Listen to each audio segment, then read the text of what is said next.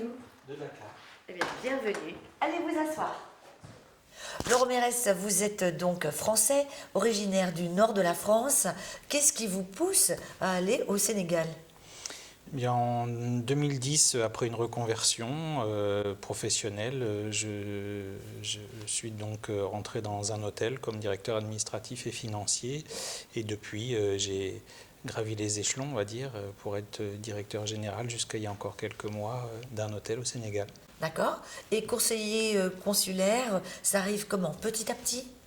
Oui, bon, pas au départ, parce que c'est vrai qu'on a une activité professionnelle qui prend du temps, Bien sûr. on s'y consacre déjà, et puis petit à petit on s'intègre dans la vie de la France à l'étranger, par les associations Oui. qui sont sur place.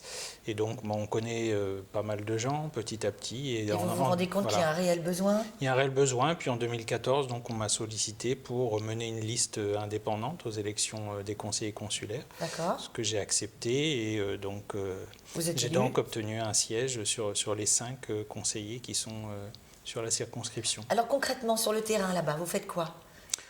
C'est très varié, hein. Nous sommes, le conseil consulaire, c'est le lien entre les Français, nos compatriotes, et l'administration consulaire, mais également avec nos parlementaires, des Français de l'étranger, les Oui. sénateurs et les députés.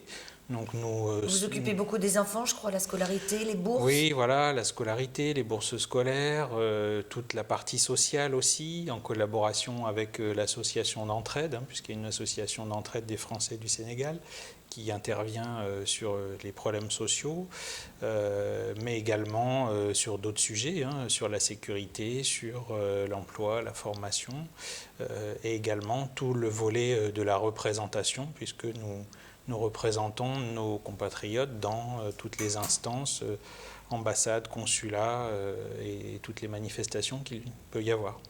Et si vous aviez une chose à faire changer au niveau de votre rôle de conseiller consulaire, ce serait quoi par exemple?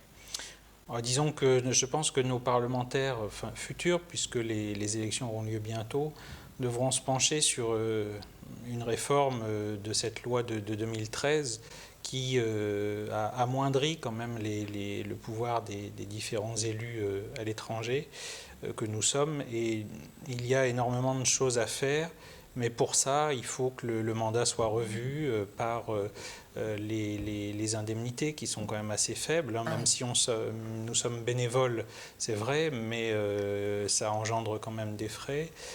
Se déplacer n'est pas facile puisque nous n'avons pas de passeport de service, et nous sommes de plus en plus sollicités sur les différents sujets qui demandent à être aussi plus experts, mieux formés, donc vraiment un besoin globalement de plus de moyens et surtout de reconnaissance, parce que nous sommes des élus de la République, et à ce titre, nous devons avoir une reconnaissance qui soit Bien sûr.